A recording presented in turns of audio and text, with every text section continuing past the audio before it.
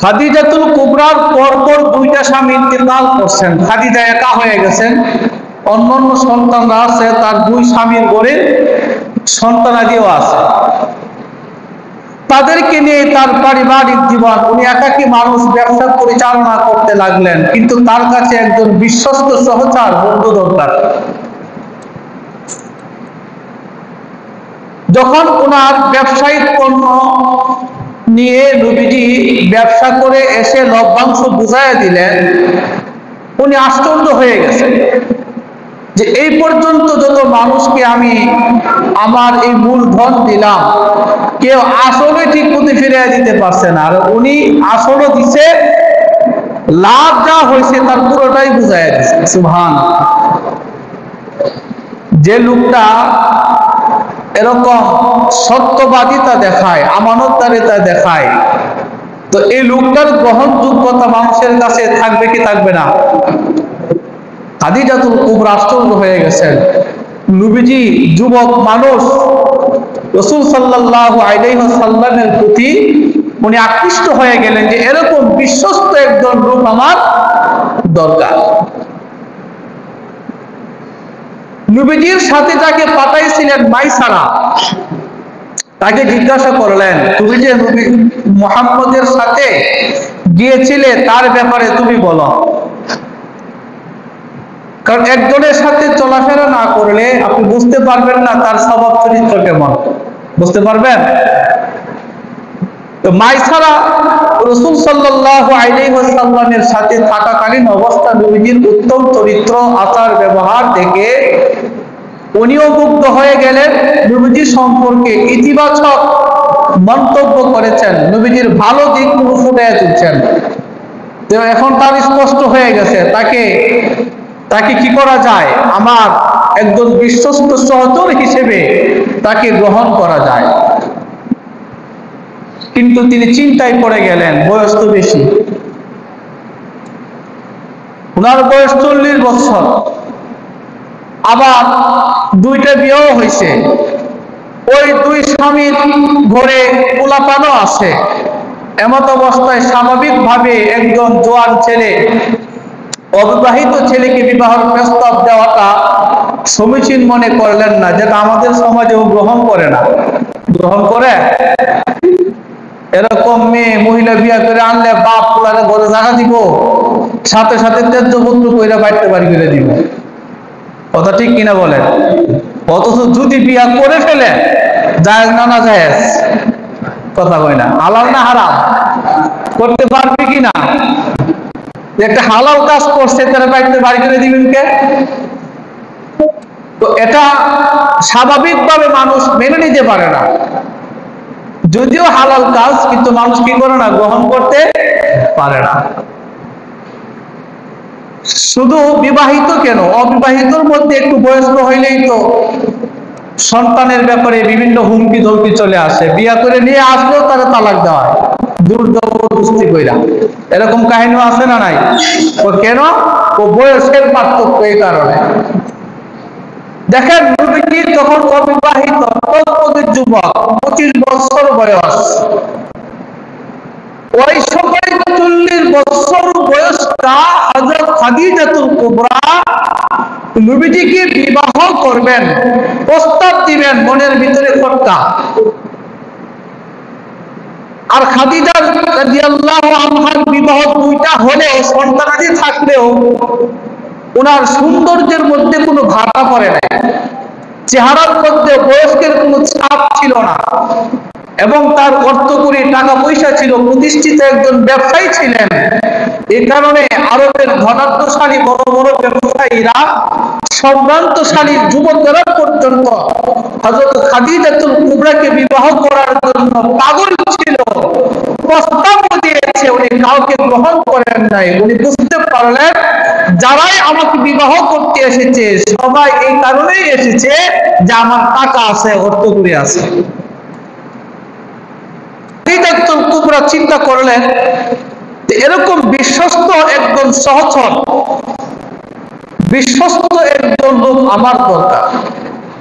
আর এভাবে রাখলে হবে না, বিবাহ বন্ধনে আবদ্ধ করে আমার একান্ত করে তাকে নিতে চাই, কিভাবে সম্ভব?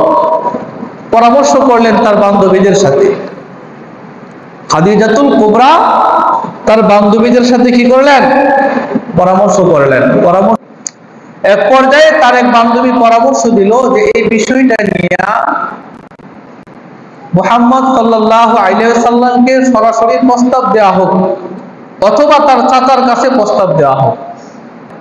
চাচার কাছে প্রস্তাব দেওয়া হলো, নবীজির কাছেও প্রস্তাব দেওয়া হলো। নবীজিও রাজি হয়ে গেলেন, চাচা আবু তালিবও রাজি হয়ে গেলেন। 25 বছর বয়সী মুহাম্মদ সাল্লাল্লাহু আলাইহি ওয়াসাল্লাম 40 বছর বয়স্ক মহিলা হযরত খাদিজাতুল কুবরাকে বিবাহ করলেন। সেই বিবাহের খুতবা করলেন খাজা আবু তালেব, নবীজির চাচা। সম্মানিত হাজিরিন,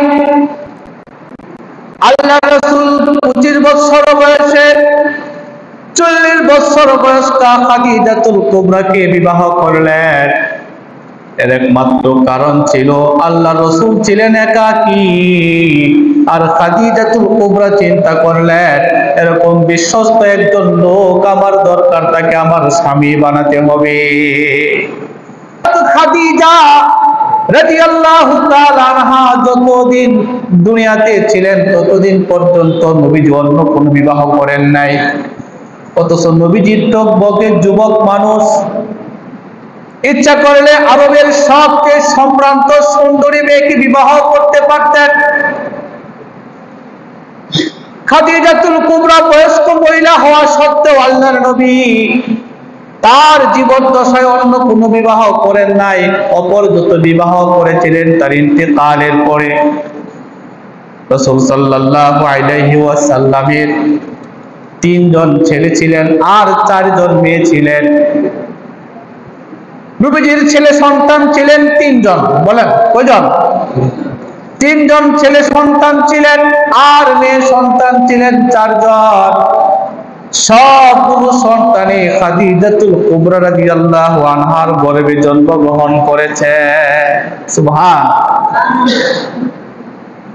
নবীজির যত সন্তান ছিল সব সন্তান খাদিজাতুল কুবরার গর্ভে জন্মগ্রহণ করেছেন। শুধু একজন বাদে, ওনার নাম ছিল ইব্রাহিম। ইব্রাহিম নামে নবীজির এক ছেলে সন্তান ছিল। এই ছেলে সন্তানটা নবীজির আরেকজন স্ত্রী মারিয়া কিবতিয়ার গর্ভে ছিল। নবীজির বড় সন্তানের নাম হলো কাসেম। বড় সন্তানের নাম কি? কাসেম। এই জন্য নবীজিকে উপনাম হিসাবে ডাকা হতো আবুল কাসেম বলে।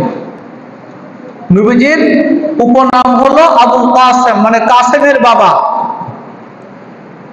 নবীজির 4 মেয়ে ছিল। বড় মেয়ের নাম যায়নাব, এরপরে রুকাইয়া, 3 নম্বর মেয়ের নাম ছিল উম্মে কুলসুম, 4 নম্বর মেয়ের নাম ছিল হযরত ফাতিমাতুজ জাহরা রাদিয়াল্লাহু আনহা। আর সবার ছোট সন্তানের নাম ছিল আব্দুল্লাহ। আব্দুল্লাহর আরো 2টা নাম ছিল, তাহেরও বলতো, তৈয়বও বলতো। এই হিসেবে নবীজির 3 ছেলে 4 মেয়ে। নবীজির জীবদ্দশায় বালেগ প্রাপ্তবয়স্ক হওয়ার আগ পর্যন্ত ছেলেরা জীবিত ছিল। সব ছেলেরা অল্প বয়সে দুনিয়া থেকে বিদায় হয়ে গেছে, ইন্তেকাল করছে। নবীজির যে 3 জন ছেলে ছিল, এই 3 জন ছেলে অল্প বয়সে কি হয়েছে? ইন্তেকাল করছে। আর 4 জন মেয়ের মধ্যে 3 জন মেয়ে নবীজির জীবদ্দশায় তারা বড় হয়েছে, বিবাহ শাদী দেওয়া হয়েছে, সন্তানাদি হয়েছে, কিন্তু নবীজির জীবদ্দশায় 3 মেয়ের ইন্তেকাল হয়ে গেছে। নবীজি যতদিন দুনিয়াতে ছিলেন তার সব মেয়েরা কি হয়ে গেছে? 3 মেয়ের ইন্তেকাল হয়ে গেছে। বাকি ছিলেন হযরত ফাতিমাতুজ জাহরা রাদিয়াল্লাহু আনহা। নবীজি যখন ইন্তেকাল করলেন, নবীজির ইন্তেকালের 6 মাস পরে ছোট মেয়ে হযরত ফাতিমাতুজ জাহরা রাদিয়াল্লাহু আনহার ইন্তেকাল হয়েছে। এই হলো নবীজির পারিবারিক সদস্যবৃন্দ আর তাদের জীবনকাল। খাদিজাতুল কুবরা রাদিয়াল্লাহু তাআলা আনহা বয়স বড় হলেও ছোট্ট বয়সে কম, নবী মুহাম্মদ সাল্লাল্লাহু আলাইহি ওয়াসাল্লামকে খুব ভালোবাসতেন, মহব্বত করতেন। এমন ছিল না যে আমার টাকা পয়সা বেশি, আমার ধন সম্পদ আছে, আমার বয়সও বেশি, কাজী মুহাম্মদকে পাত্তা দেওয়ার দরকার নাই। নাম কাওয়াজতে একজন স্বামী দরকার ছিল, মুহাম্মদকে স্বামী বানাইছি। এই কারণে এই নিয়তে খাদিজাতুল কুবরা নবীজিকে বিবাহ করেন নাই। বরং নবীজির মধ্যে আদর্শ ছিল, সত্যবাদিতা ছিল, আমানতদারিতা ছিল, ন্যায় এবং ইনসাফ ছিল।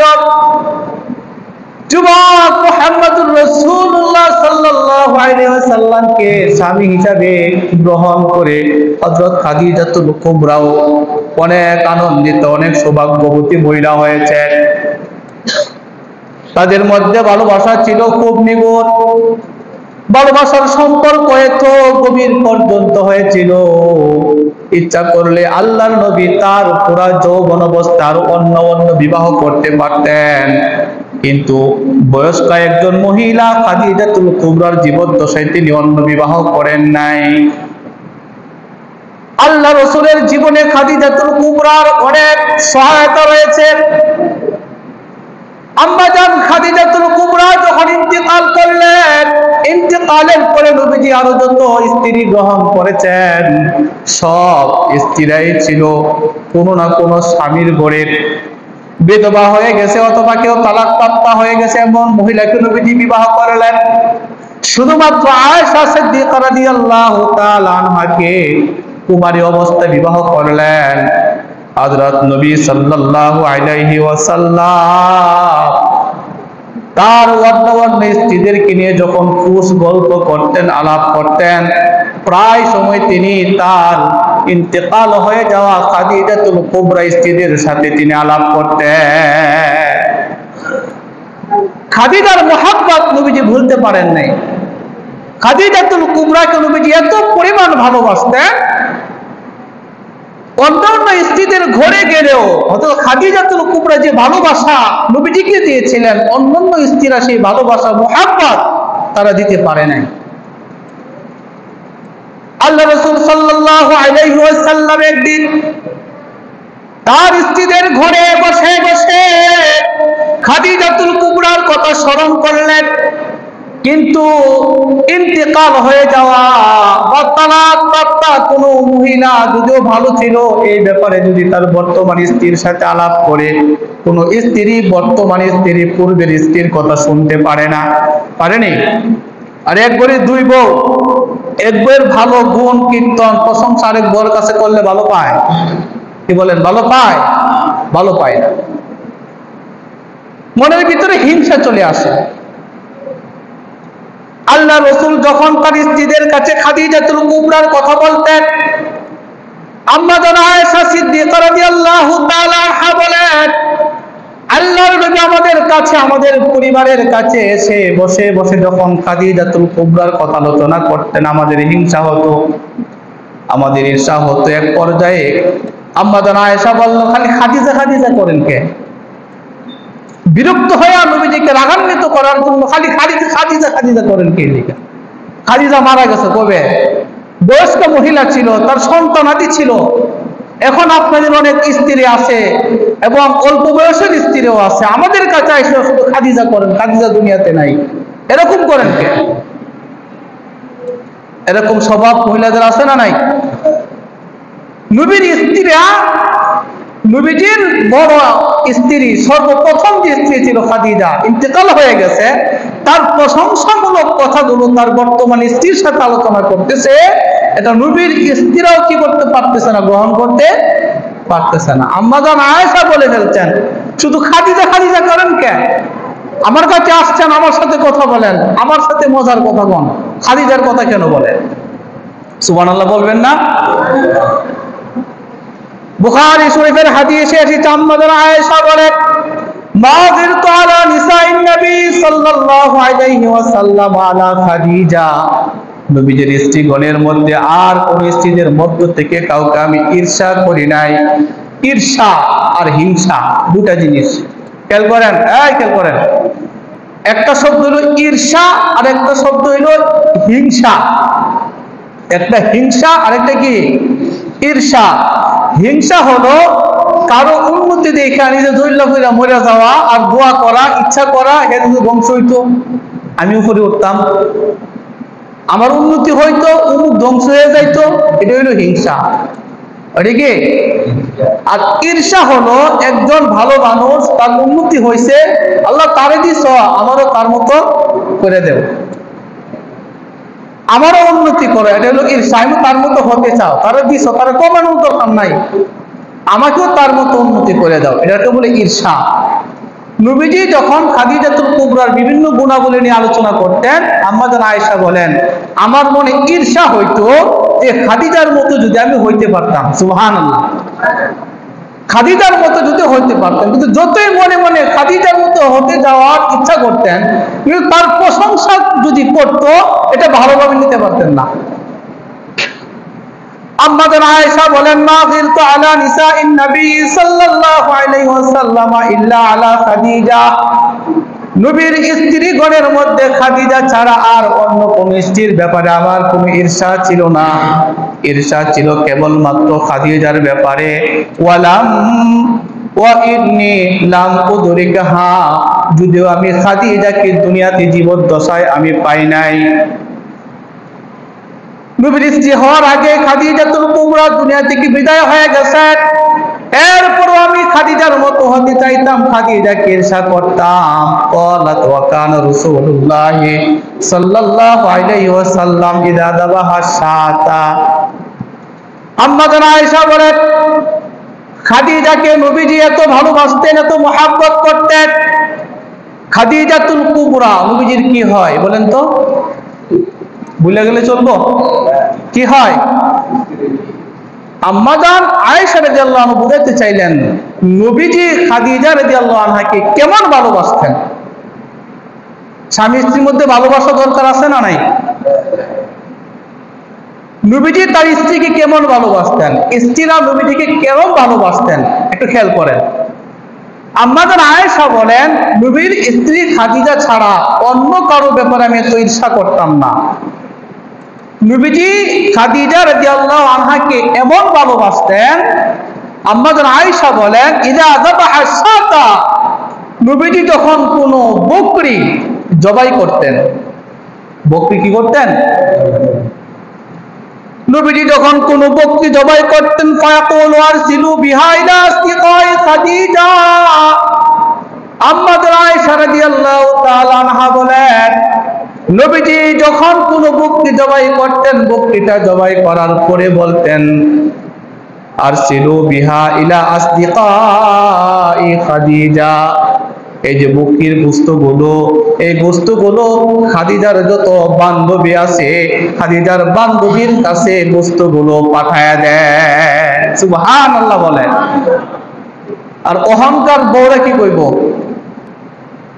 এখনকার কোন স্ত্রী যদি তার সামনে স্বামী যদি তার কোনো বান্ধবীর কাছে হাদিয়া পাঠায়, বান্ধবীর বাড়িতে কোনো কিছু পাঠায়, কে সর্বনাশ, তার সাথে কোনো সম্পর্ক আছে কিনা, পরকীয়ায় যুক্ত হয়েছে কিনা, এরকম ভুল ধারণা মানুষের মধ্যে আছে না নাই? আছে না নাই?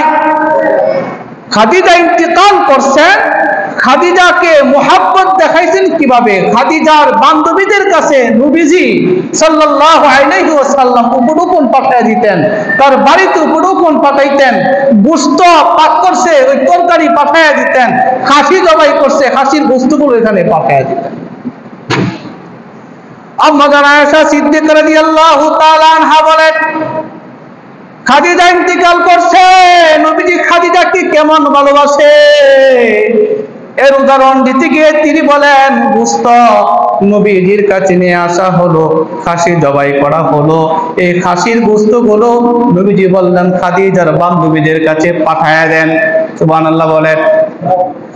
আম্মা জান আয়েশা সিদ্দিকা রাদিয়াল্লাহু তাআলা আনহা বলেন, ক্বালাত ফাযতুহু ইয়াওমান ফাকুলতু খাদিজা খাদিজা, আম্মা জান আয়েশা সিদ্দিকা রাদিয়াল্লাহু তাআলা আনহা বললেন, একদিন আমি নবীজিকে রাগানোর জন্য, চেতানোর জন্য, নবীজিকে রাগ তুলাইবার জন্য একদিন আমি নবীজিকে বললাম, মা কুলতু খাদিজা খাদিজা, আপনি শুধু খাদিজা খাদিজা করেন কে?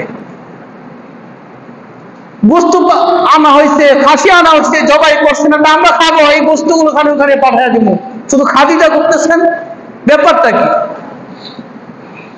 আমরা যদি হইতাম একটা জিনিস মহাব্বত করে, তিনি মহাব্বতে আমি কোথাও পাঠাইতেছি, বউ যদি বাধা দেয়, তখন এই বউরে ফিরে আসে না নাই? কথা হয় না, আসে না নাই? আরে বান্ধবীর কাছে পাঠাইবো দূরের কথা, কোন স্বামী যদি তার নিজের বোনের কাছে, আপন বোনের কাছে কোনো হাদিয়া পাঠায়, রমজান মাসে কোনো হাদিয়া, কাপড়, ভালো একটা কাপড় কিনা দিছে, কুরবানির সময় কয়েক কেজি গোস্ত ফাটাইয়া দিছে, এটা তো বড় সমস্যা হয় কি হয় না? আপনার মনে সমস্যা হয় না? আরে বড় গৃহযুদ্ধ চলে, গৃহযুদ্ধ। শ্বশুর বাড়ি পাঠায় দিব 10 কেজি, নিজের স্বামীর বোনের বাড়ি আধা কেজি পাঠালে তার গাছ হবে। এরকম বউ আছে না নাই? বহুত আছে না? আল্লাহ তাদেরকে হেদায়েত দান করুন, সকলে কোন আমিন। দেখেন আম্মা জান আয়েশা রাদিয়াল্লাহু আনহা বলতেছেন যে নবীজিকে রাগানোর জন্য, একটু রাগ তোলানোর জন্য আমি বলতেছি যে খাসি আনছেন, খাসি জবাই করছেন, আমরা খাবো, এই খাসির গোস্তগুলো আপনি খাদিজা রাদিয়াল্লাহু আনহার বান্ধবীর বাড়িতে পাঠিয়ে দিতে বলতেছেন, খালি খাদিজা খাদিজা কেন করে? আমাদের স্বভাব এরকম থাকলে আমরা সাথে সাথে লাঠি নিয়ে বউ পিটাইতাম, কারণ আমাদের স্বভাব হলে এরকম। নিজের মতের একটু অমিল হলে গালি তো আছে, তারে তো গালি দেই, তার মা বাপ 14 গোষ্ঠী নিয়ে গালি শুরু করে দেয়, ঠিক কিনা বলেন? আর হাতের কাছে যদি লাঠি একটা পাখে, তাহলে আর গেছি বই, হাড্ডি গুঁড়া করে লাই। এরকম এরকম পাষণ্ড স্বামীও দুনিয়াতে আছে না নাই? আল্লাহর নবীর চরিত্র দেখেন, আল্লাহর নবী তিনি যেমন একজন নবী, আবার তিনি একজন আদর্শ স্বামী, বলেন না সুবহানাল্লাহ। নবীজি একজন আদর্শ স্বামী।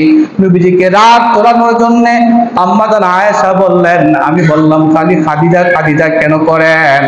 আল্লাহর নবী একটু রাগলেন না, আমার প্রতি বিরক্ত হলেন না, বরং আল্লাহর নবী বললেন, ফাকার রাসূলুল্লাহ সাল্লাল্লাহু আলাইহি ওয়াসাল্লাম ইন্নী ক্বাদ রুযিকতু হুব্বাহা। আয়েশা রে, আমার খাদিজার কথা তুমি কেন আমাকে কুটা দাও? খাদিজার ব্যাপারে আমার অবস্থা এমন হয়ে গেছে, আল্লাহ তাআলা খাদিজার ব্যাপারে ভালোবাসা আমার অন্তরে আল্লাহ তাআলা ঢেলে দেই। সুবহানাল্লাহ বলেন। খাদিজার প্রতি ভালোবাসা আল্লাহ তাআলা আমার অন্তরে ডাইলা দিয়েছে, আমি যেন খাদিজাকে অধিক পরিমাণ ভালোবাসতে পারি, সেই ভালোবাসা আল্লাহ আমার অন্তরে ঢেলে দিয়েছে। সুবহান। ও খাদিজা শোনো, ও আয়েশা শোনো, তুমি ঈর্ষা করো, তুমি রাগ করো কেন আমি খাদিজার কথা বলি? কারণ খাদিজা আমার জীবনের এমন একটা অংশ, যখন আমার কেউ ছিল না, দুঃখ ভরা জীবন ছিল আমার, পেরেশানি ভরা জীবন ছিল আমার, আরবের কাফিররা আমার উপর অত্যাচার করত, আরবের সম্ভ্রান্ত মানুষেরা পর্যন্ত আমাকে একটা পর্যায়ে আমার সূত্র হয়ে গেল। আমার কঠিন মুহূর্তে খাদিজাতুল কুবরা ছায়ার মতো আমার পাশে ছিলেন। ও আয়েশা, তোমরা যারা আমার স্ত্রী আছো, তোমরা তো আমার সুখের দিনের সাথী, তোমরা সবাই আমার সুখের দিনের সাথী। দুঃখ কি জিনিস তোমরা বুঝো নাই, আমার সাথে চলতে ফিরতে কি কষ্ট পাওয়াতে হয় সেটা তোমরা বুঝো নাই। কিন্তু খাদিজা ছিল আমার দুঃখের সাথী, খাদিজা ছিল আমার সব সময় কষ্টের সাথী। খাদিজা আমার এত প্রাণাধিক প্রিয় স্ত্রী ছিল, খাদিজার ব্যাপারে আর কখনো খারাপ মন্তব্য করবা না, তাকে নিয়ে তুমি বিরক্ত হবা না। তুমি তো জানো না আমার আল্লাহ তাআলা খাদিজাকে দুনিয়াতে থাকতে 3টা সুসংবাদ দিয়েছে। সুবহানাল্লাহ। বুখারী মুসলিমের হাদিস, হযরত আবু হুরায়রা রাদিয়াল্লাহু তাআলা আনহু থেকে বর্ণিত, তিনি বলেন, ক্বালা তা জিবরিলুন নবী সাল্লাল্লাহু আলাইহি ওয়াসাল্লাম, আল্লাহর নবী একদিন হেরা গুহার মধ্যে বসে বসে ধ্যান করতেছেন, সাধনা করতেছেন। কি সাধনা করতেছেন পরবর্তীতে বলবো। আল্লাহর নবী হেরা গুহায় বসে বসে ধ্যান করতেছেন, গভীর মনোযোগ দিচ্ছেন। এমত অবস্থায় জিবরাইল এসে উপস্থিত হয়ে গেলেন আল্লাহর নবীর কাছে। আয়েশা আল্লাহর নবীর সাথে বসে বসে কথা বলতেছে। আল্লাহর নবী হেরা গুহায় চলে যাইতেন 3 দিন 10 দিন, এমনকি 1 মাস পর্যন্ত হেরা গুহায় অবস্থান করতেন। মাঝে মধ্যে খাবার নিয়ে যাইতেন। অনেক সময় আম্মা জান খাদিজাতুল কুবরা হেরা গুহার মধ্যে আল্লাহর নবীর জন্য খাবার নিয়ে যাইতেন। একদিনের অবস্থা এমন হয়ে গেল, হযরত আবু হুরায়রা রাদিয়াল্লাহু তাআলা আনহু বলেন, ক্বালা আতা জিবরিলুন নবী আলাইহিস সালাতু ওয়াস সালাম। আবু হুরায়রা বলেন, একদিন জিবরাইল নবীজির কাছে আসলেন। فقال يا رسول الله هذه خديجة। জিবরাইল নবীজিকে বলতেছেন, নবীজির সাথে কথোপকথনের এক পর্যায়ে জিবরাইল নবীজিকে ইশারা করে বলতেছেন, ও আল্লাহর নবী, ওই দেখেন খাদিজা আসতেছে। সুবহানাল্লাহ বলেন। হাত ইশারা দিয়া নবীজিকে জিবরাইল বলতেছেন, ও পয়গম্বর, ওই যে দেখেন খাদিজা আপনার দিকে আসতেছে। মাহা ইনাউন ফিহি ইদামুন আও তুআমুন আও সারাবুন। ওই দেখেন খাদিজা আপনার দিকে আসতেছে। সম্মানিত হাজিরিন, জীবনের একটা সময় এমন গেছে, অনেক দূরে গেছেন কাজ করতে, ক্ষেত্রে আমারই কাজ করতে গেছেন, হাল চাষ করতেছেন, কাজ করতে করতে দুপুর হয়ে গেছে, স্ত্রী খাবার নিয়ে গেছে। এরকম হয় কি হয় না? খাবার নিয়ে যায় না? খাবার নিয়ে গেলে মনটা শান্তি হয়ে যায়। এমন একটা অবস্থার মধ্যে আল্লাহ রাসূলের সাথে জিবরাইল কথা বলতেছেন। এমন অবস্থায় জিবরাইল লক্ষ্য করলেন আম্মা জান খাদিজাতুল কুবরা রাদিয়াল্লাহু আনহা হেরা গুহার দিকে আসতেছে। সুবহানাল্লাহ। হযরত জিবরাইল দেখে ফেললেন। জিবরাইল দেখা বলতেছেন, ইয়া রাসূলুল্লাহ হাযিহি খাদিজা ক্বালা আতাতকা মাহা ইদাহুম ফীহি ইদামুন আও তুআমুন আও সারাব। ও আল্লাহর নবী, ওই দেখেন খাদিজা আসতেছে, তার সাথে একটা পাত্র আছে, আর সেই পাত্রের মধ্যে তরকারি আছে। সুবহানাল্লাহ বলেন। সেই পাত্রের মধ্যে তরকারি আছে, কিছু খাবার আছে, ভাত নিয়ে গেছে মনে করেন। ওই সময় তো রুটির প্রচলন ছিল, আর আমরা তো মাছে ভাতে বাঙালি, আমাদের প্রধান খাবার ভাত। ভাত তো থাকবেই, গোশত তরকারি যাই হোক, ভাত তো থাকবে। জিবরাইল বলতেছেন, কদ আতাতকা মাহা ইদাহুম। ওই দেখেন খাদিজা আসতেছে, তার হাতে একটা পাত্র, টিফিন বক্স। দেখেন তার পাত্র আছে, হাতের মধ্যে একটা পাত্র, ফিহি ইদামুন, সেই পাত্রের মধ্যে কিছু তরকারি আছে, অফিহি তাআমুন, সেই পাত্রের মধ্যে কিছু খাবার আছে। খাবার খাইছেন, তরকারি দিয়ে মজা করে খাইছেন। পানি খাইতে হইব না? কি বলেন, পানি খাইতে হইব না? হযরত ইব্রাহিম বললেন, আও সারাবুন, সাথে কিছু পানিও আছে। সুবহানাল্লাহ বলেন। ও আল্লাহর পয়গম্বর, আপনার স্ত্রী খাদিজা আসতেছে, তার হাতে একটা পাত্র আছে, সেই পাত্রের মধ্যে কিছু খাবার আছে, কিছু তরকারি আছে, আবার পানিও আছে। ওগো নবীজি, আপনার স্ত্রী আপনার কাছে আসবে, আমার টাকাটা শোভনীয় না? কি বলেন, শোভনীয় হবে? বন্ধু বান্ধব কথা বলতেছে, আমরা তো কি বলি, স্ত্রীর কাছে আসলে বন্ধু কি কয়, বৈশা থাক, তোর ভাবি আইতাছে, দেখা কইরা যায়, কয় কি কয় না? আবার চিন্তা করে, স্ত্রী কাছে আসলে বন্ধুকে দূর করে দিলে, বন্ধু যদি মনে কিছু নেয়, তার বোর্ডারে দেখাইলো না, যদি কষ্ট পায়, এটা কি জায়েজ আছে নি? আল্লাহ রাসূলকে জিবরাইল বলতেছেন, আপনার স্ত্রী খাদিজা আসতেছেন, আমার চলে যেতে হবে, আপনার কাছে থাকা যাবে না। ওগো পয়গম্বর, আপনার স্ত্রী খাদিজা আসতেছে, আমি চলে যাই। তবে 3টা সুসংবাদ দেয়া যায়। সুবহানাল্লাহ বলে। আমি চলে যাব, কিন্তু 3টা সুসংবাদ দেব। ইয়া রাসূলুল্লাহ, আপনার স্ত্রী খাদিজা আপনার জন্য খাবার নিয়ে আসতেছে, আমি চলে যাব, তবে 3টা সুসংবাদের একটা সুসংবাদ পাইলা, ইয়া আতাক্কা, যখন খাদিজা আপনার কাছে আসবে, ফাকরা আলাইহা সালামা মিন রাব্বিহা। 1 নম্বর সুসংবাদ হলো, যখন আপনার স্ত্রী আপনার কাছে আসবে, আপনার স্ত্রীকে তার রব আল্লাহর পক্ষ থেকে সালাম জানাবেন।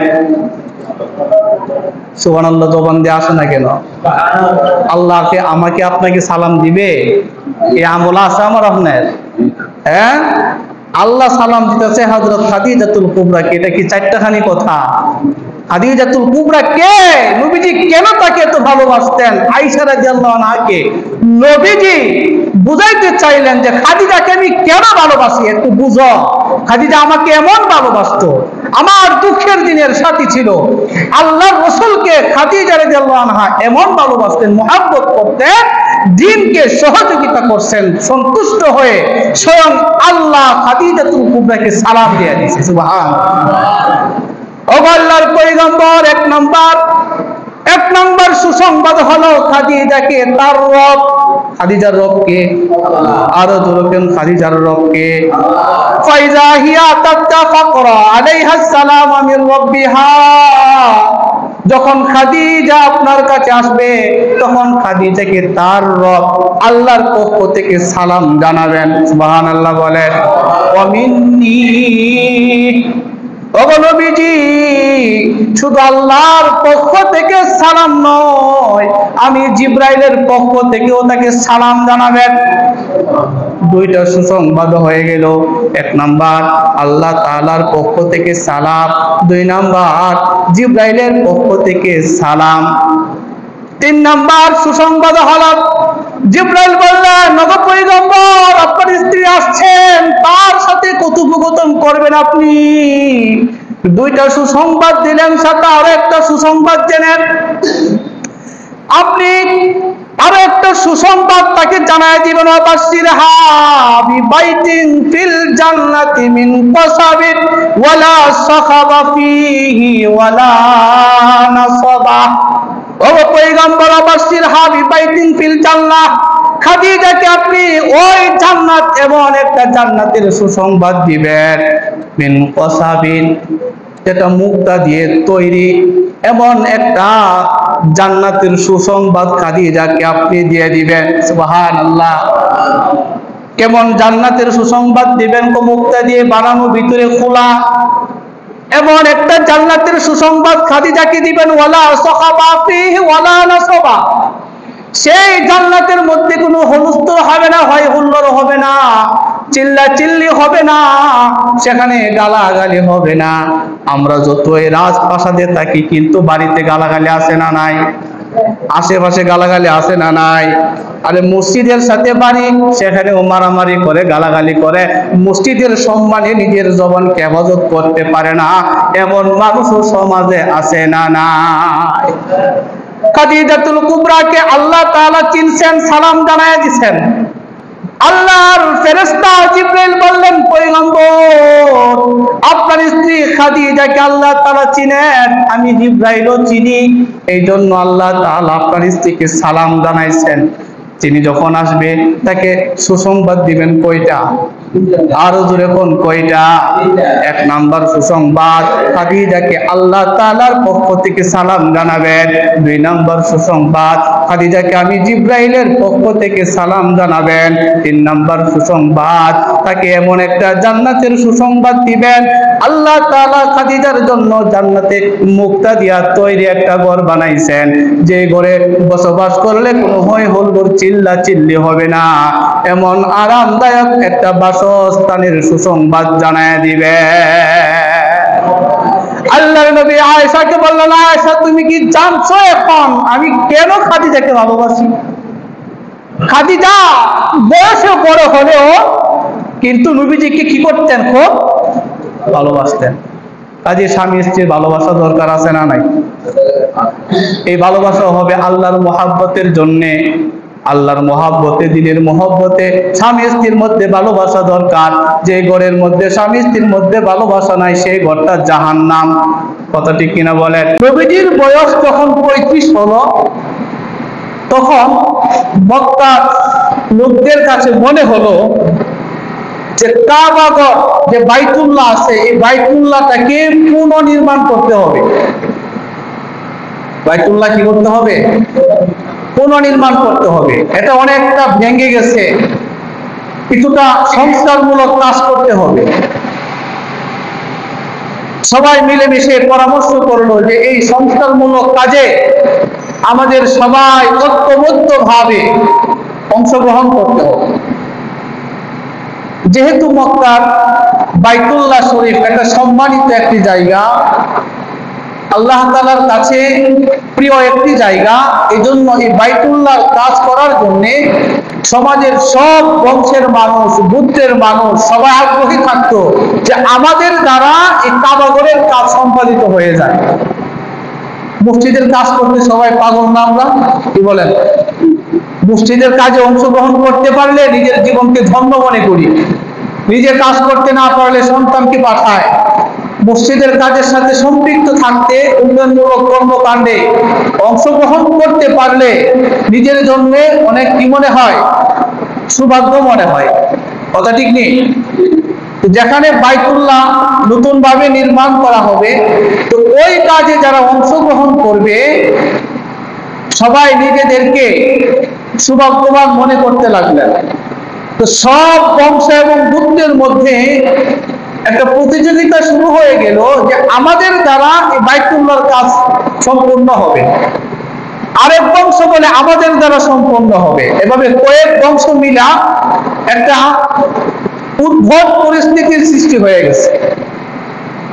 কিন্তু একটা পর্যায়ে সবাই মিলেমিশে সিদ্ধান্ত নিছে যে আমরা সব বংশের মানুষেরা, সব গোত্রের মানুষেরা এই বাইতুল্লাহ নির্মাণের কাজে একসাথে ঐক্যবদ্ধভাবে অংশগ্রহণ করব, এখানে কোনো ভেদাভেদ থাকবে না।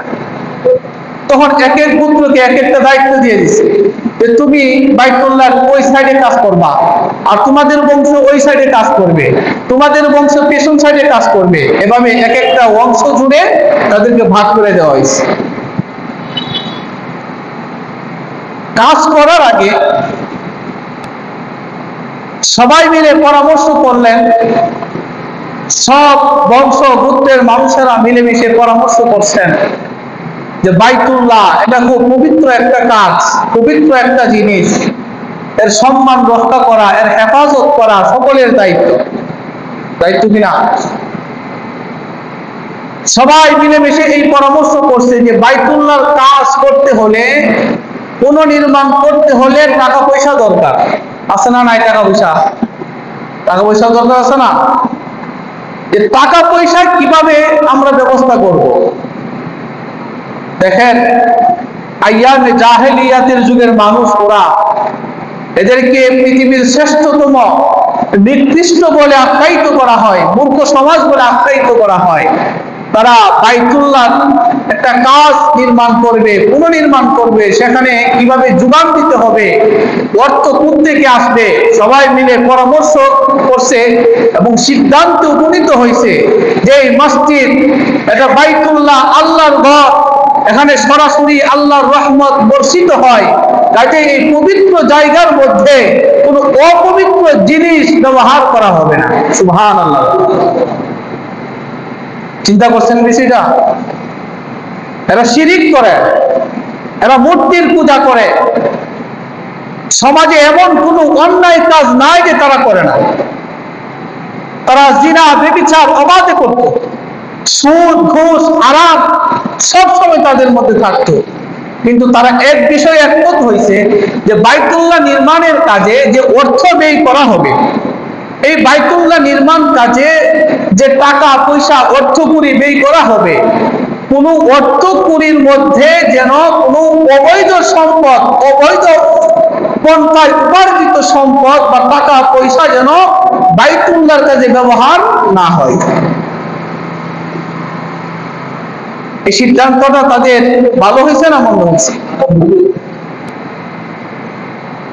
আইয়ামে জাহেলিয়াতের যুগের মানুষ, মূর্খ সমাজের মানুষ যাদেরকে আমরা বলি, কোনো কিছু হলেই তো আমরা বলি না মধ্যযুগীয় মানুষের স্বভাব চলে আসছে, বর্বর যুগের মানুষের স্বভাব চলে আসছে। কিন্তু এখানে তারা এই কাজটা কি করছে যে বাইতুল্লাহ নির্মাণের কাজে কোনো অবৈধ সম্পদ কি করা হবে না, সম্পৃক্ত করা হবে না, ব্যবহার করা হবে। কেউ প্রতিতাবৃত্তি করে টাকা উপার্জন করছে, ওই টাকা তারা নিবে না, সরাসরি ঘোষণা দিয়ে দিচ্ছে। কেউ সুদ দিয়ে টাকা জমা করছে, ওই টাকা তারা নিবে না। কেউ ঘুষ খেয়ে টাকা জমা করছে, ওই টাকা মসজিদে দিলে সে কি করবে না? দেবে না। বা সমাজের এমন কোন মানুষ যদি থাকতো যে মানুষকে জুলুম নির্যাতন করে টাকা পয়সার মালিক হয়েছে, ওই লোকের টাকা ওই বাইতুল্লাহ তারা গ্রহণ করতো না। তারা সিদ্ধান্ত উপনীত হয়েছে প্রয়োজনে আমরা কাজ কম করব, এরপরে এখানে অবৈধ টাকা পয়সা কি করব না? ব্যবহার করব। আর আমরা কি করি? মসজিদের টাকা পয়সার ব্যাপারে আমাদের হিসাব আছে কোনো? কে থেকে কিভাবে দিতেছে? সমাজের চিহ্নিত জুলুমবাজ, সমাজের চিহ্নিত নারীবাজ এবং জিনাখোর, সুদখোর, ঘুষখোর, অত্যাচারী যে যেভাবে টাকা দেয় আমরা জানি সে একজন জালেম, সে একজন ঘুষখোর, সুদখোর, তার টাকা আমরা আনন্দ চিত্তে গ্রহণ করি। করে কি করি না? বরং অনেকাংশে তাকে আমরা হাইলাইট করি। যারা টাকা বেশি দিবে, যারা অবৈধ সম্পদ উপার্জন করতেছে, তারা টাকা পয়সা মসজিদে বেশি দিলে আমরা তাদেরকে বেশি করে ফলো করি, তাকে আমরা হাইলাইট করি এবং কি তাকে বড় একটা পদও দিয়ে দিই। এমন হয় কি হয় না? অথচ শিক্ষা কি? মসজিদের কাজে, দ্বীনি কোনো কাজে অবৈধ পন্থায় অর্জিত কোন সম্পদ ব্যবহার করা যাবে না। আইয়ামে জাহেলিয়াতের যুগের মানুষেরা যে পদ্ধতি অবলম্বন করছে যে বাইতুল্লাহ নির্মাণের কাজে কোন অবৈধ পন্থায় অর্জিত সম্পদ কি করা হবে না? ব্যবহার করা হবে না। অথচ তাদের কাছে তখন লুটতরাজ করে টাকা পয়সা উপার্জন করা, ডাকাতি করে টাকা পয়সা উপার্জন করা, চুরি করে টাকা পয়সা উপার্জন করা, জিনা ব্যভিচার করে পতিতাবৃত্তি করে টাকা পয়সা উপার্জন করা তাদের কাছে নিত্য নতুন ব্যাপার ছিল। বলতে গেলে তাদের উপার্জনের মাধ্যমই ছিল এই অবৈধ কাজগুলো। তারা টাকা পয়সা করতে কি দিবে? তখন সবাই চিন্তায় পড়ে গেছে, বাইতুল্লাহর মতো একটা গুরুত্বপূর্ণ কাজে যদি আমার টাকা ব্যবহার না করা হয় তাহলে আমার মতো হতভাগা আর কেউ নাই। সব মানুষের অবৈধ পন্থার উপার্জনের মধ্য দিয়ে কিছু টাকা তাদের ভালো পথে আসে, আসে কি আসে না? কিছু টাকা ভালো পথে আসে, ভালো কাজের মাধ্যমে উপার্জন করে পরিশ্রম করে কিছু টাকা তারা কি করে? সঞ্চয় করে। তখন তারা তাদের সেই টাকাগুলো যে যতটুকু পাচ্ছে ওই টাকাগুলো তারা বাইতুল্লাহ নির্মাণের কাজে দান করে দিচ্ছে। সুবহানাল্লাহ।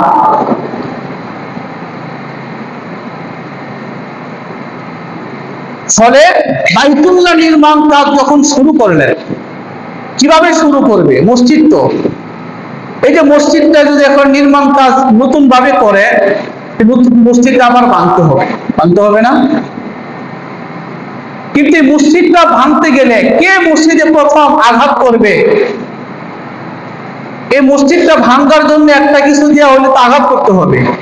এখন তো আধুনিক প্রযুক্তির যুগ, মেশিন বাইরেছে, বিভিন্ন যন্ত্র বের হয়েছে, বিল্ডিং ভেঙে ফেলার মতো সহজ পন্থা বের হয়েছে, হয়েছে কিনা? ওই আইয়ামে জাহেলিয়াতের যুগের মানুষেরা বাইতুল্লাহ নির্মাণ করবে, কিন্তু বাইতুল্লাহ যেটা আছে এটাকে ভাঙ্গা সবকিছু সরায় নতুন ভাবে করতে হবে। কি বলেন? সব সরাইতে হবে না? সবার মনের ভিতরে একটা ভয় চলে আসছে, সর্বনাশ, বাইতুল্লাহকে আমি আঘাত করব, বাইতুল্লাহকে ভাঙতে যাব, আল্লাহ যদি গজব নাজিল করে দেয়। কত মহব্বত বাইতুল্লাহ, অথচ তারা কি করে? শিরিক করে। তারা কি করে? শিরিক করে, মূর্তির পূজা করে। কিন্তু বাইতুল্লাহকে পুনর্নির্মাণ করবে, এটা ভালো কাজ না মন্দ কাজ? ভালো কাজ। এই ভালো একটা কাজে অংশগ্রহণের জন্য, ভালো একটা কাজ করার জন্য বাইতুল্লাহটা নতুন করে ভাঙ্গা আবার নতুন করে গড়ে তুলবে। কিন্তু কে সর্বপ্রথম এই ভাঙ্গার কাজে আগায় আসবে? সবাই বই ভিতরে, আমি যদি ভাঙ্গি, সর্বপ্রথম আঘাত করি মসজিদে, তাহলে আমার উপর যদি আল্লাহর গজব চলে আসে, তাহলে আমি কেমনে ভাঙবো? সব মানুষ দূরে সরে থাকে, কেউ আগায়া মসজিদ ভাঙ্গার জন্য আসে। তাদের মধ্য থেকে একজন লোক ওলীদ ইবনে মুগীরা, সে সবাইকে বললো, সবাই শান্ত হও, কেউ না কেউ তো সামনে আগায়া সর্বপ্রথম কাজ করতে হবে। সবাই যদি আগায়া না আসে তো কাজটা করবে কেমনে? তখন সে এই বাইতুল্লাহ ভাঙ্গার একটা যন্ত্র হাতে নিয়া, সম্ভবত একটা কুদালি হাতে নিছে, তখন তার এমন পাকা ছিল না, কুদাল হাতে নিয়ে সবার আগে বাইতুল্লাহর কাছে আসছে, আয়েশা বলতেছে আল্লাহ, আল্লাহকে সম্বোধন করে বলতেছে আল্লাহ, আমি এই ঘরে আঘাত করতেছি ভাঙ্গার জন্য, উদ্দেশ্য হলো এই ঘরটাকে আরো সুন্দরভাবে মজবুত ভাবে পুনর্নির্মাণ করার লক্ষ্যে আমি এখানে আল্লাহ কাজ শুরু করতেছি, আপনি আমাকে মাফ করে দিয়ে। সুবহানাল্লাহ বলেন। ওলীদ ইবনে মুগীরা সর্বপ্রথম যখন বাইতুল্লাহ নির্মাণ কাজে অংশগ্রহণ করলেন, বাইতুল্লাহ ভাঙ্গার কাজে যখন হাত দিলেন, সব মানুষ চতুর্দিকে দাঁড়ায় দাঁড়ায় ওলীদ ইবনে মুগীরার এই দৃশ্যগুলো দেখতেছিলেন।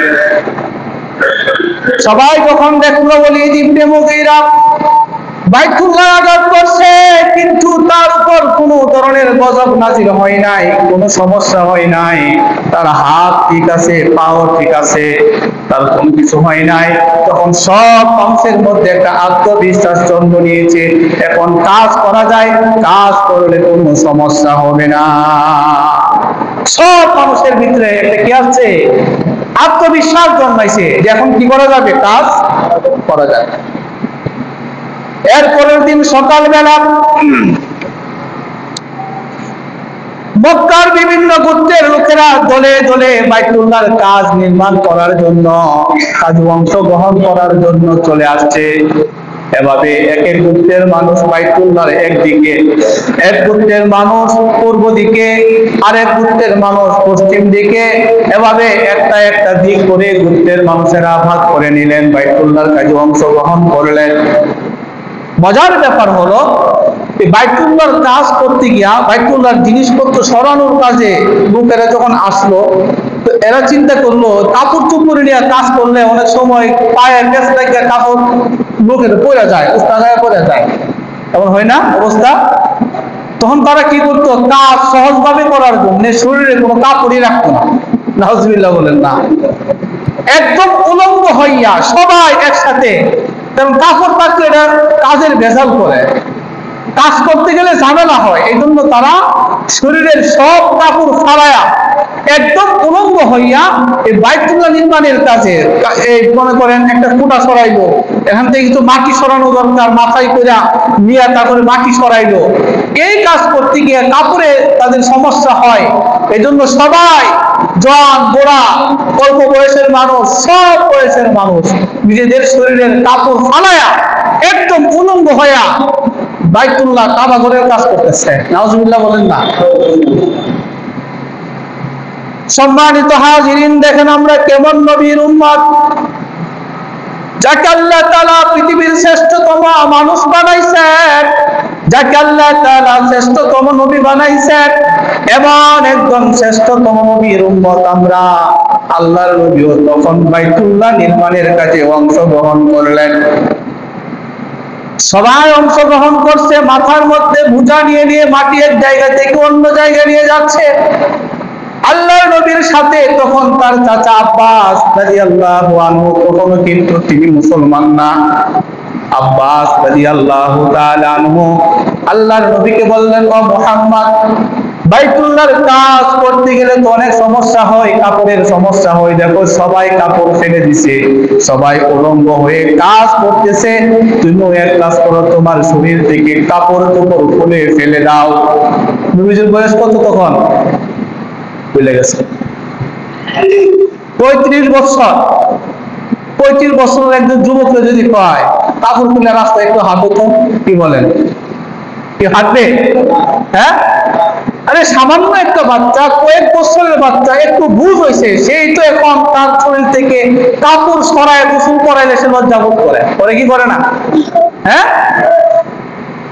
সেখানে সবাই বয়স্ক মানুষ, সবাই কাপড় খইলা কাবা ঘরে কাজ করতেছে। কত মূর্খ ছিল তারা, লজ্জা কি জিনিস এটা বুঝতো না। আর লজ্জা যার নাই, সে যা ইচ্ছে তাই করতে পারে, পারে কিনা? যার লজ্জা নাই তার ইমানও নাই, নবীজি বলছেন, কারণ লজ্জাটা হলো ইমানের অংশ। তো লজ্জা জিনিসটা এমন একটা জিনিস যে এই লজ্জা যার মধ্যে থাকবে ঈমানও তার মধ্যে থাকবে, যার মধ্যে লজ্জা থাকবে না ঈমানও তার মধ্যে। বয়স্ক মানুষেরা উলঙ্গ হয়ে কাবা ঘরের কাজে অংশগ্রহণ করলেন, কিন্তু 35 বছরের যুবক মুহাম্মদ ইবনে আব্দুল্লাহ আল্লাহর নবী তখনও মসজিদের কাজে অংশগ্রহণ করলেন। মাথার মধ্যে একটা বিড়া দিতে হয়। মাটির কাজ করলে, যারা মাটির কাজ করে দেখবেন, পূজা নেওয়ার জন্য মাথায় যদি ব্যথা লাগে, ব্যথা যেন না লাগে, মাথায় একটা কাপড় পেঁচায়া দেয়া দিয়ে, ওইটারে কি বলে? বিড়া কই না? বিড়া হইতে কই নাকি মাথায় দিয়ে কাজ করে? ওই মানুষেরা তাদের লুঙ্গি খুললা বিড়া বানায়া তারপরে মাটি সরাইছে। নবীজির চাচা আব্বাস বলেন, ও মুহাম্মদ, মাটি সরাইতে গিয়ে তো তোমার সমস্যা হচ্ছে, কাপড়ে তোমার সমস্যা হচ্ছে, কাজে কাপড়টা খুলে ছেড়ে দাও। আল্লাহর নবী কাপড় খুলতে চাইলেন না, কাপড় খুলেন না। সুবহানাল্লাহ বলেন। এভাবে নবীজি কাপড় পরিহিত অবস্থায় কাজ করতেছেন। কাজ করতে করতে হঠাৎ করে আব্বাস রাদিয়াল্লাহু তাআলা দেখলেন আল্লাহর নবীর পরনে যে লুঙ্গি ছিল, একটু পরে পরে নবীজি লুঙ্গি ঠিক করে শুধু পড়ে গেলেন। আব্বাস রাদিয়াল্লাহু আনহু লক্ষ্য করতেছেন নবীজির লুঙ্গি বারবার খুলে যাওয়ার উপক্রম হয়, আর নবীজির কাজ করতে সমস্যা হচ্ছে। তাই তিনি নিজে আর বাড়াইয়া চাচা আব্বাস রাদিয়াল্লাহু তাআলা আনহু নবীজির লুঙ্গি ধরে একটা টান দিলেন। হঠাৎ করে লুঙ্গিটা টান দিয়ে নিজে খুলে লাইছে, কারণ চিন্তা করতেছে বাতিদার কাজ করতে সমস্যা হইতেছে।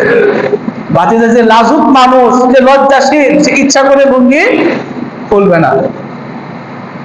সম্মানিত হাজিরিন, দেখেন আপনার আমার নবী কেমন লজ্জাশীল নবী ছিলেন, কেমন আত্মমর্যাদা সম্পন্ন নবী ছিলেন, কেমন আত্মসম্মান নিয়ে তিনি দুনিয়াতে এসেছিলেন। আল্লাহ তাআলা নবীজিকে কেমন আত্মসম্মান দান করলেন।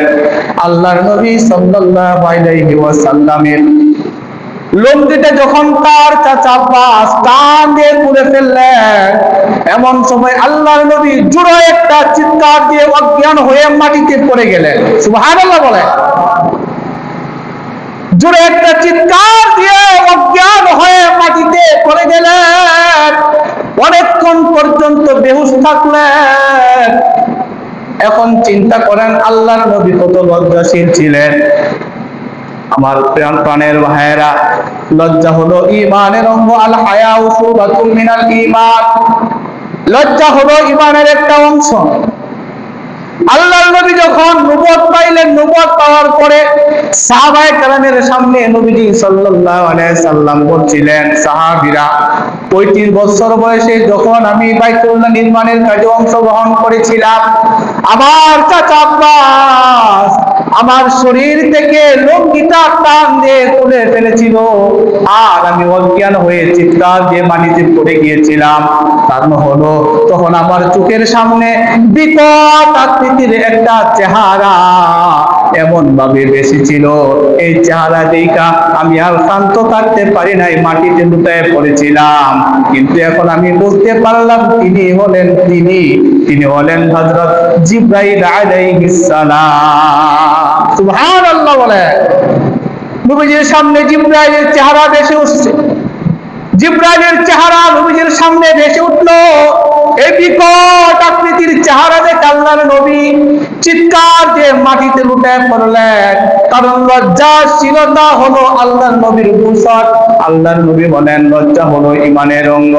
আর আমরা সেই নবীর উম্মত, আমরা কিন্তু লজ্জা করি না।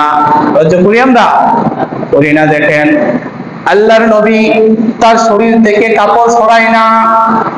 আর আমরা কি করি? আমরা সামান্য একটু কাজ করলে যে নিংটি মারি, সর্বনাশ, যে নিংটি মারি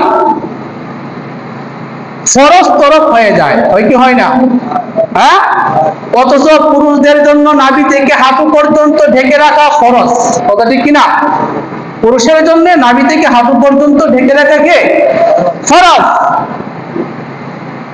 সামান্য কাজ, যে কাজের মধ্যে কাপড় তেমন তুলতে হয় না, এমন সামান্য কাজ করতে গেলেও আমার আপনার কাপড় হাতের উপরে উঠে যায়, এমন হয় কি হয় না? প্রাণের ভাইরা আমার, এই যে কাপড়টা উঠে গেল, ফরজ তরক করলেন, ফরজ তরকের গুনাহ আছে না নাই? এই গুনাহ কোন আছে না নাই? ফরজ তরক করলে গুনাহ হবে। নামাজ পড়া যেমন ফরজ, রমজান মাসে রোজা রাখা যেমন ফরজ, যাকাত দেওয়া যেমন ফরজ, হজ করা যেমন ফরজ, প্রাণের ভাইরা আমার, আল্লাহর বিধান পালন করা যেমন ফরজ, প্রত্যেকটা পুরুষের নাভি থেকে হাঁটু পর্যন্ত ঢেকে রাখা ফরজ। কথা ঠিক কিনা বলেন? আরো জোরে কোন কথা ঠিক কিনা? আপনি যত কাজই করুন না কেন, এখন নিজের শরীর ঢাকার জন্য বাজারে বিভিন্ন ধরনের কাপড় আছে না নাই? আরো জোরে কোন আছে না নাই? আল্লাহর নবী সব সময় লুঙ্গি ব্যবহার করতেন। লুঙ্গি ব্যবহার করতেন। জীবনে নবীজি পায়জামা ব্যবহার করেন নাই, অথচ পায়জামার মধ্যে পর্দা বেশি। পায়জামা স্বাভাবিক অবস্থায় পায়জামা উপরে উঠে না, কিন্তু লুঙ্গি একটু বাতাসে কি হয়ে যায়? উপরে উঠা যায়। এরপর আল্লাহ নবী কত সতর্ক ছিলেন, সুবহানাল্লাহ বলেন। আল্লাহর নবী সাল্লাল্লাহু আলাইহি ওয়াসাল্লাম লজ্জাশীল ছিলেন, লাজুক ছিলেন। আর সেই নবীর উম্মতরা লজ্জা ভুলে গেছে। সামান্য দুর্বল এবং অল্প একটু কাজ করলো, লজ্জা ভুলে গিয়ে নাভি বের করে, হাঁটু বের করে ফেলে। আর করা যাবে এগুলো? হ্যাঁ, যত বড় কাজ করতে, কঠিন কাজ করেন আপনি, আপনার নাভি আর হাঁটু যেন বের না হয়, এরকম পোশাক পয়রা তারপরে আপনি কাজ করবেন। ফরজ তরক কইরা আপনি কি বুঝাইতে চান? একটা আত্মসম্মানও তো থাকা দরকার মানুষের। এত বড় একটা লোক হাঁটু বের কইরা, নাভি বের কইরা কাজ করেন, লজ্জা করা দরকার না? কি বলেন? সমাজে একটা নতুন সংস্কৃতি বের হয়েছে অল্প বয়সের ছেলেদের মধ্যে, বিশেষ করে যুবকদের মধ্যে। অল্প জামা পইরা, ওই ছোট্ট কি পরে হাফ প্যান্ট পরে রাস্তা দিয়ে হাঁটে, নাভি বাইরে হয়ে গেছে। এত বড় একটা মানুষ হাফ প্যান্ট পরে রাস্তা দিয়ে হাঁটলে তার তো লজ্জা হওয়া উচিত। কি বলেন? লজ্জা হওয়া উচিত না? একটা আত্মসম্মান বোধ মানুষের থাকতে হয়।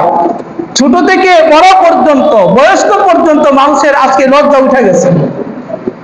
চলার ক্ষেত্রে নাভি বাইর করে, পুরুষের নাভি বাইর করে ফেলে। আর মহিলাদের কথা কি বলবো? মেয়েদের তো আর অবস্থা খারাপ, তাদের তো পুরা শরীর ডেকে রাখা খরচ।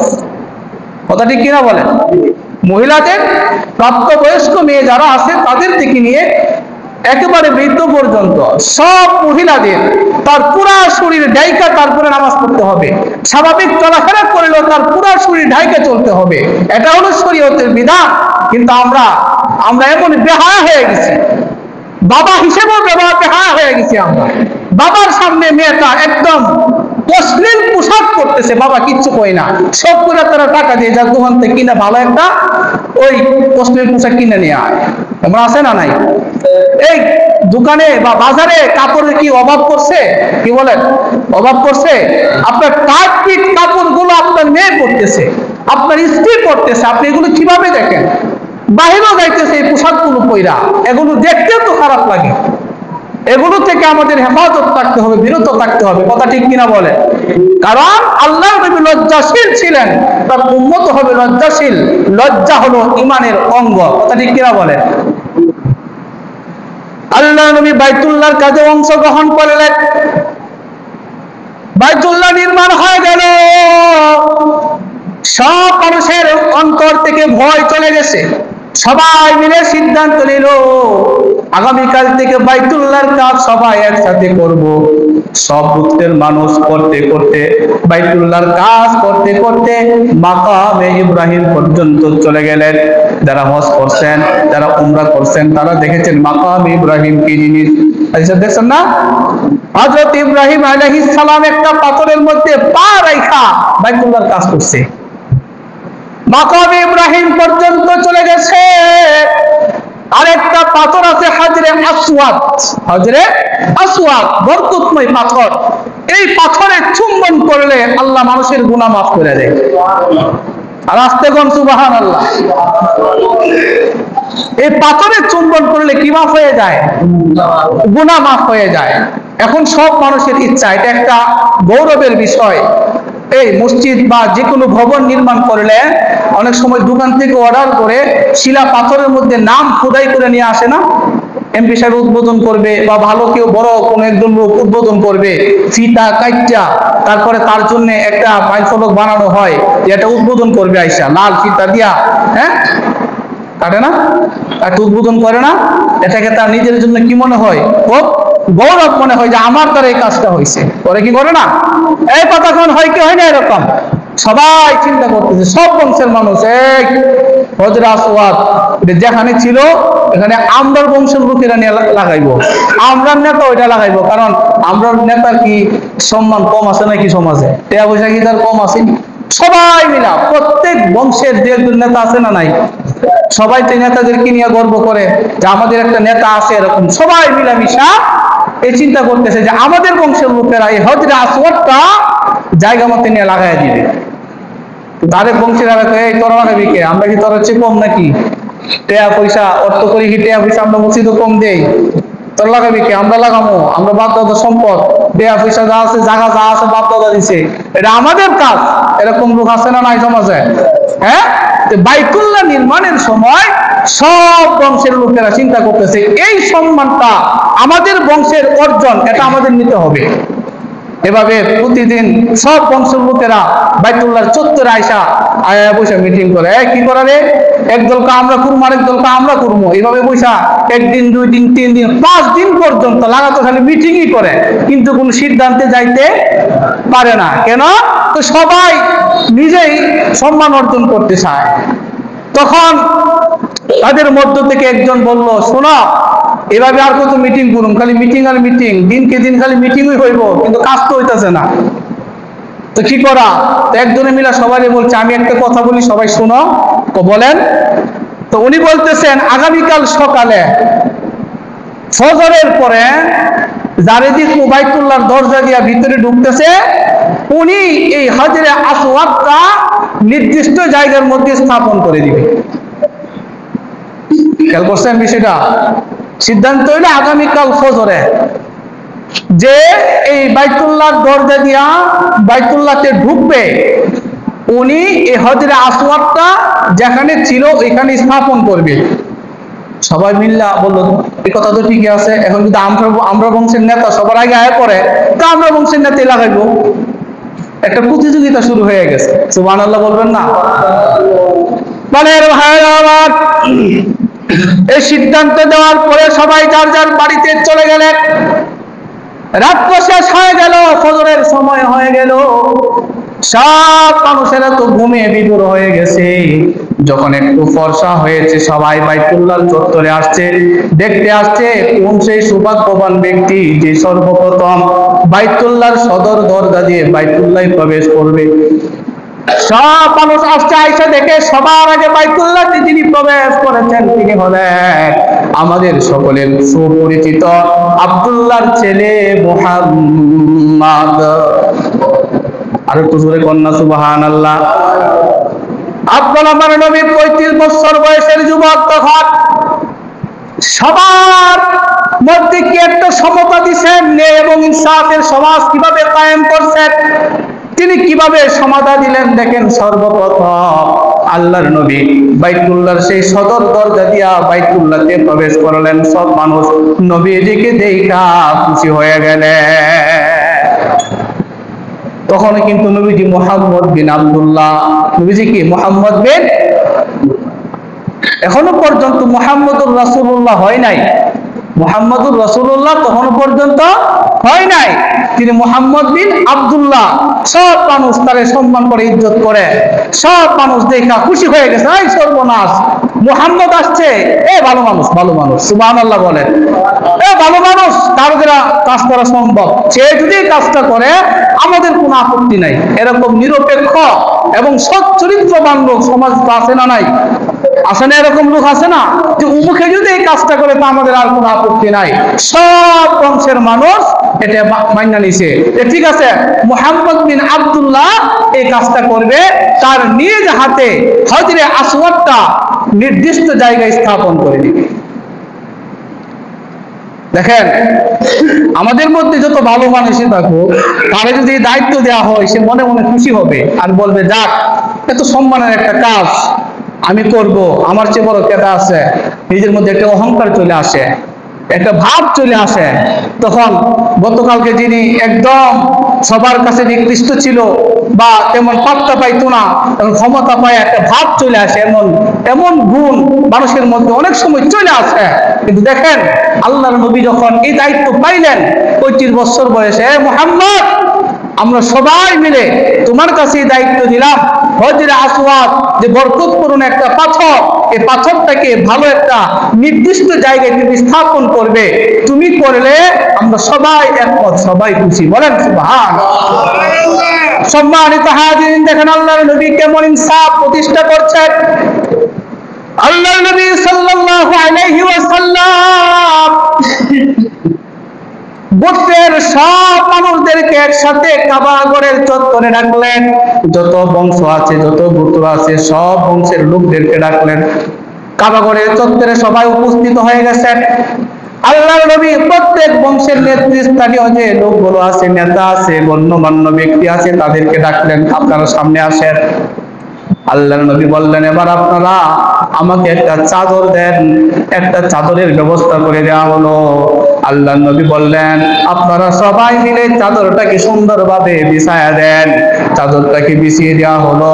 তখন হজরে আসওয়াদটা চাদরের উপরে রাখলেন। জোরে বলেন না সুবহানাল্লাহ। আল্লাহর নবী একটা চাদরের মধ্যে হজরে আসওয়াদ রাখলেন। হজরে আসওয়াদ যখন রাখলেন, চাদরের চার কোণার মধ্যে চতুর্দিকে আল্লাহর নবী প্রত্যেক বংশের নেতৃস্থানীয় নেতাদেরকে বললেন, ও মোল্লা বাড়ির অমুক, ব্যাপারী বাড়ির অমুক, এবং নাম ধরে ধরে এক একটা বংশের লোকের নেতাদেরকে বলতেছেন, আপনারা এই চাদরের চতুর্দিকে সবাই নিজেদের হাত রাখেন। বলেন সুবহানাল্লাহ। কি বলেন? যে বংশের নেতাকে সম্মান দেই, তখন এই বংশের সবাই বলে, ঠিক আছে, আমরা নেতারে সম্মান দিছি। সবাই খুশি কিনা বলেন? হ্যাঁ। সম্মানিত হাজিরিন, আল্লাহর নবী বললেন, গোত্র প্রধানের সব যারা আছেন, আপনারা সবাই চাদরের চতুর্দিকে হাত ধরে চাদরটাকে ধইরা ধইরা আপনারা এই হজরে আসওয়াদ সম্বলিত চাদরটাকে ধইরা যেখানে হজরে আসওয়াদ স্থাপন করা হবে ওই জায়গায় নিয়ে যান। সব পুত্রপুতিরা মিলে চাদরটাকে ধইরা একসাথে আঙ্গায়া ওই হজরে আসওয়াদটাকে জায়গা মতো নিয়ে গেছেন। বলেন না সুবহানাল্লাহ।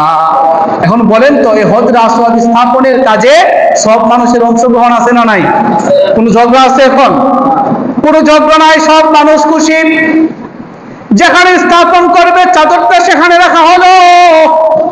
সব বংশের নেতারা খুশি হয়ে গেল।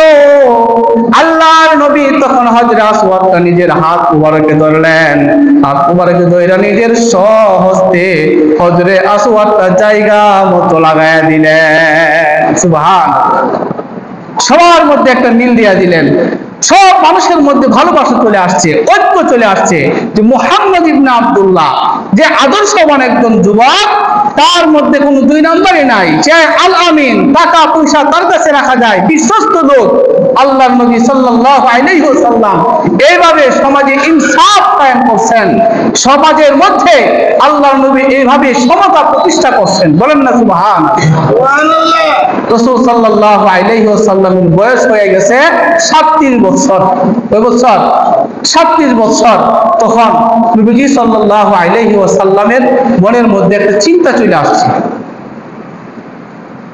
17 বছর বয়সে নবীজি সমাজ পরিবর্তনের জন্য মক্কার কুরাইশদেরকে নিয়ে একটা দল করছিলেন। মনে আসেনি আপনাদের?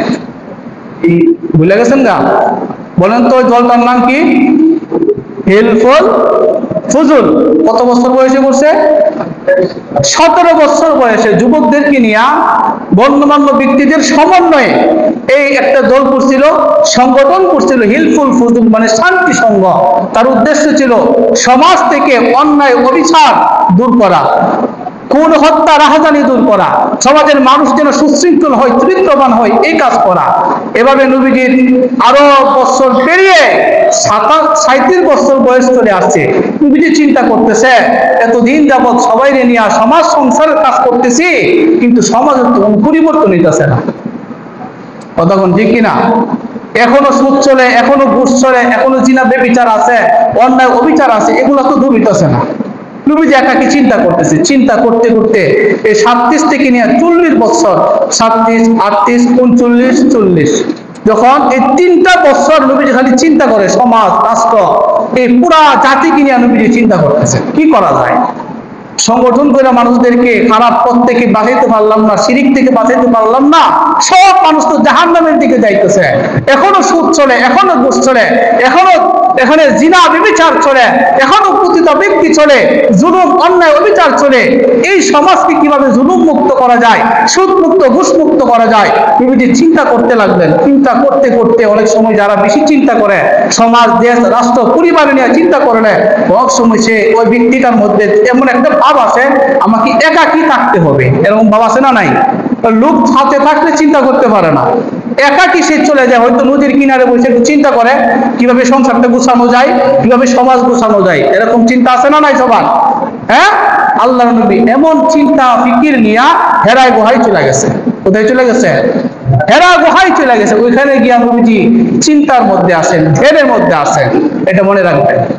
নবীজি কই আছেন এখন?